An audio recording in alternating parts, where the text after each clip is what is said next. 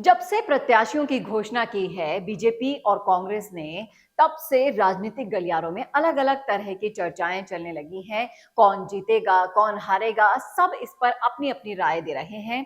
और इस वीडियोस के जरिए मैं लेकर आती हूं आपके पास लोकसभा क्षेत्रों का पूरा हाल, और जिन पर लोग क्या चर्चाएं कर रहे हैं वो सब आपको बताती हूं। और आज इस वीडियो में मैं बात करने वाली हूं जोधपुर सीट की, जहां पर गजेंद्र सिंह शेखावत के सामने करण सिंह को उतारा है कांग्रेस ने। और अब क्या चल रहा है लोगों के बीच में, कौन सी हो रही है चर्चा, कौन जीत रहा है, किसको लोग हरा रहे हैं, सब कुछ बताऊंगी आपको डिटेल में इस वीडियो में। इसलिए बने रहेगा मेरे साथ लास्ट तक इस वीडियो में। नमस्कार, मैं हूं चेतना शर्मा। आप देखना शुरू कर चुके हैं राजस्थान संवाद। तो लोगों में चर्चा ये चल रही है कि इस बार 10 साल की एंटी इनकम्बेंसी टूट जाएगी। इस बार जो गजेंद्र सिंह शेखावत हैं, उनका विरोध हर जगह दिखाई दे रहा है और इसका फायदा कांग्रेस के करण सिंह उठा सकते हैं। आप देख सकते हैं कपिल बिश्नोई का ये ट्विटर हैंडल मैंने आपके सामने खोल रहा है, स्क्रीन पर आपको देख रहा है। और आप यहां देखिए कि इन्होंने कहा है कि मौजूदा सांसद का हर वर्ग में विरोध हो रहा है। लगातार 10 साल के एंटी इनकम्बेंसी है। करण सिंह साफ और निर्विवादित छवि के नेता हैं जो इन पर भारी पड़ने वाले हैं। और इसी के साथ साथ यहाँ पे राजपूत वर्सेस राजपूत दिखाई देने वाला है। और कहीं ना कहीं इस गेम के पीछे, जब इस चर्चा का एनालिसिस निकल कर सामने आया, तो इस गेम के पीछे कहीं ना कहीं कहा जा रहा है कि अशोक गहलोत की एक रणनीति है, उसके तहत ये किया गया है। यहाँ पर राजपूत समाज दोनों तरफ से आपस में भिड़ेंगे, वोटों का बंटवारा होगा और चुनावों में इसका पूरा पूरा असर देखने को मिलने वाला है। अब आप देखिए, इसके बाद इनका कहना है, कपिल बिश्नोई कह रहे हैं कि कांग्रेस और आरएलपी के गठबंधन के कयास भी यहाँ पर लग रहे हैं। जोधपुर में ऐसा हो जाएगा किसी ने सोचा नहीं है।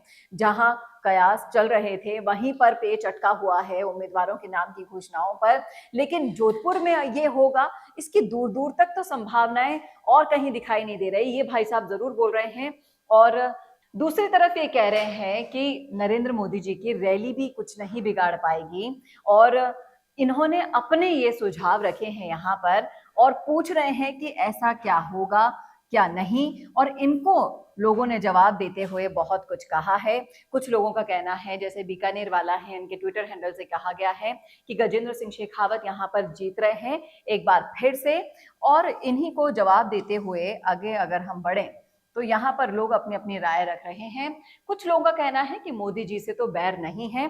और देखिए, जब लोकसभा चुनाव की बात आती है तो हम ये पहले भी वीडियोस में बता चुके हैं कि सीधा सीधा जब आप वोट देने जाते हैं तो आपके दिमाग में एक चेहरा रहता है कि हम हमारे प्रधानमंत्री को चुनने वाले हैं और हम उनको वोट देने वाले हैं। तो इसका प्रत्याशी के चेहरे से इतना ज्यादा लेना देना नहीं होता है। हर कोई चाहता है कि नरेंद्र मोदी फिर से प्रधानमंत्री बने। हाँ, बशर्ते इसका ऑप्शन अगर कांग्रेस निकाल पाती, इसका ऑप्शन विपक्ष निकाल पाता, दूसरे लोग अगर आपको अच्छा ऑप्शन देते हैं तो आप जरूर आप ऑप्शन में जाएंगे, सोचेंगे, 4 नामों में से चर्चा करेंगे। लेकिन यहाँ तो ऑप्शन दूर दूर तक कहीं नहीं दिखाई दे रहा।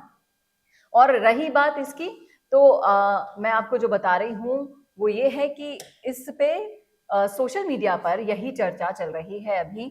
और लोग यही कह रहे हैं कि लोग वोट गजेंद्र सिंह शेखावत को नहीं देते हैं। ये सुनील टाका ट्विटर हैंडल है, मैं आपको दिखा रही हूँ। वो कह रहे हैं कि वोट मोदी जी के नाम पर दिया जाता है और इस बार मोदी के नाम की लहर पिछली बार से बहुत ज्यादा है। तो ये यहाँ पर चेहरे कोई मायने नहीं रखते हैं। यहाँ पर ये मायने रखता है कि आप देश की लीडरशिप को किसके हाथ में देना चाह रहे हो। आप खुद बताइए कि क्या आप देश की लीडरशिप को राहुल गांधी के हाथ में सौंपना चाहेंगे? आज 10 साल बाद जो देश का विकास हुआ है, जो विश्व पटल पर भारत देश का नाम अंकित हुआ है, इतने बड़ी बड़ी चीजें मोदी जी के रहते हुए हुई हैं। फिर चाहे से वो कोई सा भी मिशन हो, चंद्रयान हो या फिर भारत के लिए उसको आगे बढ़ाने के लिए जितने भी बाहर विदेशों से टाई अप हो, हर चीज में भारत नंबर 1 बन गया है। और उन्हीं सारे मुद्दों का अब यहाँ पर असर देखने वाला है। और तो और जो आपके धार्मिक मुद्दे हैं, जिस तरह से राम मंदिर का हुआ, जिस तरह से मस्जिद का हुआ, बाबरी मस्जिद के लिए भी इतनी बड़ी खबर आई थी कि एक बहुत बड़ी मस्जिद भी बनेगी और इतनी सारी चीज़ें हुई हैं मोदी जी के रहते हुए, तो उन सारे मुद्दों का जो निचोड़ है, वो इन चुनावों में अब देखने को मिलेगा। चेहरों पर जो ये राजनीति हो रही है या फिर जो चर्चा हो रही है, वो इतनी ज़्यादा मायने नहीं रखती है। और इन्हीं को जवाब देते हुए आगे बढ़ते हुए मुकेश सर कह रहे हैं कि करण सिंह जी जैसे लोगों का जीतना जरूरी है, फिर वो या फिर बीजेपी में हो या कांग्रेस में, ये करण सिंह जी के समर्थक हैं। और जो दूसरे हैं लोग इनको जवाब देते हुए कह रहे हैं कि देखिए, आप समाज का टिकट मांग रहे थे लेकिन आपको नहीं मिली, यहाँ पर आपसी जुबानी जंग में डाइवर्ट हो गया है ये पूरा मामला। लेकिन अजीत सिंह कह रहे हैं कि जोधपुर वाला कांग्रेस ने भी दोगलापन दिखाया है, 100% बीजेपी की सरकार बन रही है और जिस तरह से यहाँ पर माहौल दिख रहा है वो लोगों को कहीं ना कहीं इस और डाइवर्ट कर रहा है कि करण सिंह भले ही चुनावी मैदान में उतर गए हों, लेकिन लोग काम को वोट देंगे, विकास को वोट देंगे। और जिस तरह से ये चर्चा चल रही है उसका एक ही निचोड़ सामने आ रहा है। यहाँ वर्षा अपने ट्विटर हैंडल से कह रही हैं कि आप किस आधार पर वोट देंगे, सिर्फ मोदी के चेहरे पर ओबीसी की केंद्र सूची में जोड़ने का, क्या मोदी के चेहरे पर आगे पूरे समाज के युवा भविष्य को ताक में रख देंगे।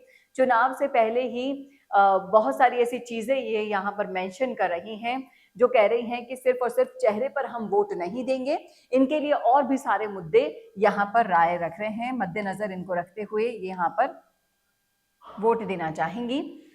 सिकंदर यहाँ पर कह रहे हैं कि वोट धर्म को देना है, अगर कर्ण अधर्म के साथ खड़ा है तो उसे मरना होगा। यहाँ पर साफ साफ इन्होंने कह दिया है, तो एक घोटाले को यहाँ पर ये टारगेट कर रहे हैं। और जिस तरह से लोग यहाँ पर राय रख रहे हैं, जोधपुर में एक बार फिर से मोदी सरकार बनेगी।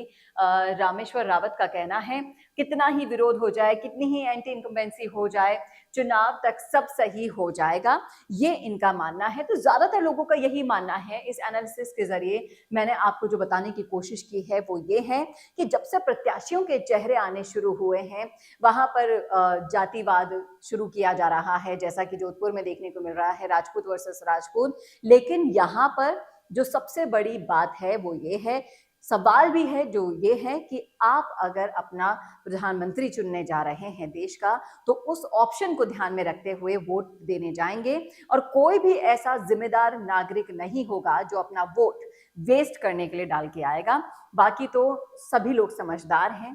कितनी राजनीति हावी हो जाए, कितनी ही जातिवाद हावी हो जाए, अगर आप एक समझदार आम नागरिक हैं और अपने वोट के अधिकार को अच्छी तरह से समझते हैं, तो जरूर सोचिएगा कि हम किस दिशा में आगे बढ़ाने के लिए देश को हम वोट देने जा रहे हैं। उसी तरह से कैंडिडेट आप चुनिएगा।